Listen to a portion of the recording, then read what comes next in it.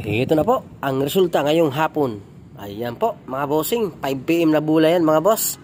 3D luto at 2D luto. Ayan mga boss, congrats sa mga winner at sa mga hindi pinalad. Mamayang gabi, last 9 po, may laban pa tayo. Habol tas tayaan. Good luck sa ating lahat.